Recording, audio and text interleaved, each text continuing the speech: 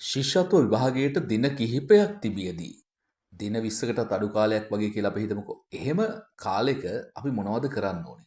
දරුවන්ට මොනවද පුහුණු කරන්න ඕනේ? මේ වීඩියෝ එක විශේෂයෙන්ම දෙමව්පියන්ට, දරුවන්ටත් එක්කමයි.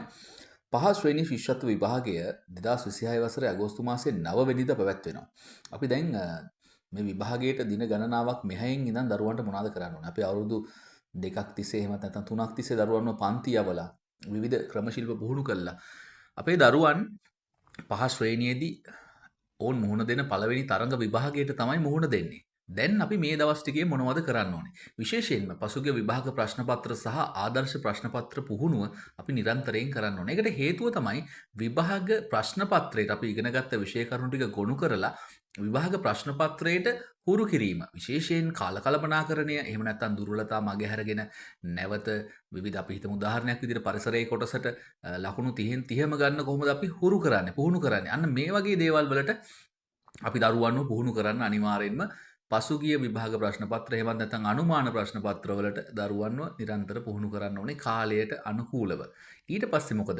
කෙටි සටහන් වෙන්න පුළුවන්, මතක තබා ගැනීමේ ක්‍රම වෙන්න පුළුවන්. මේවට අදාළව විශේෂයෙන්ම සිංහල කොටස්, පරිසරය කොටස්, ඉංග්‍රීසි කොටස්, දෙමළ කොටස් වගේ දේවල් වලට ඔය කෙටි සටහන් සහ මතක තබා ගැනීමේ ක්‍රම පුරුදු පුහුණු කරපුවා නැවත මතක් කරගන්න එකයි කරන්න ඕනේ. අලුතෙන් සූත්‍ර උගන්වන්න එක එච්චරම සාර්ථක නෑ. අලුතෙන්ම මතක තබා ගැනීමේ දේවල් කරන එක මේ දවස් ගාණක් තියදී එච්චර සාර්ථක නෑ. එතකොට දරුවට අනවශ්‍ය මානසික පීඩනයක් ඇති වෙන්න පුළුවන්. විශේෂයෙන් අපි අර ප්‍රශ්න පත්‍ර කරන්න කියන්නේ ලියන වේගය වැඩි දියුණු කරන්න. එහෙම නැත්නම් කාලයට අනුව, පැයකට අනුව පළමු ප්‍රශ්න පත්‍රය, දෙවන ප්‍රශ්න පත්‍රය පැය විනාඩි 15කට අනුව කොහොමද කරන්නේ කියන කාරණාව පිළිබඳව දරුවන් දැනුවත් කරන්න තමයි, එහෙම නැත්නම් දරුවන්ට වේගය හුරු කරන්නේ කාලයට අනුව වැඩ ටික කරගන්න තමයි අපි හුරු කරන්න ඕනේ. ඒ වගේම වැදගත්ම දේ තමයි දරුවන්ගේ පැහැදිලි සංසුන් මනසක් පවත්වාගෙන යාම. අපි සම්මාන්ත්‍රණ වලට සහභාගී වෙන්න ඕනේ. හැබැයි දරුවන්ට අනවශ්‍ය පීඩනයක් ඇති නොවන විදිහට. සමහර විට අවසාන කාලේ ලබා දෙන ප්‍රශ්න පත්‍රවල නිරන්තරයෙන් වේගෙන් ලකුණු අඩුවීම් සමහර දරුවන්ට පෙන්වුම් කරනවා.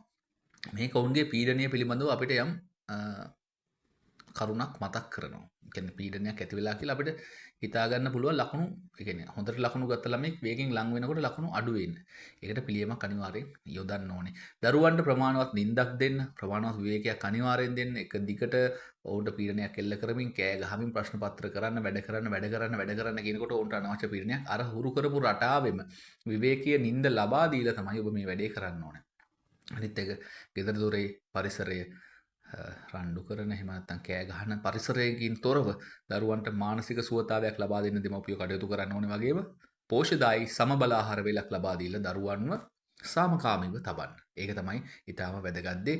ඒ වගේම විභාගයට අවශ්‍ය ද්‍රව්‍ය, ගෙන එන ද්‍රව්‍ය විභාගයට දින කිහිපයක් තියෙද්දි කලින් ලෑස්ති කරලා ඒකට වෙනම දේවල් ටිකක් වෙන් කරලා, උදාහරණයක් විදිහට පෑන්, පැන්සල්, මකන නේද අපි කියන දේවල් ඒ ටික ලෑස්ති කරන්න අපි ඒක වීඩියෝ එකක් ලං කරලා දරුවන් වෙනුවෙන් ඉදිරිපත් කරන්නම්.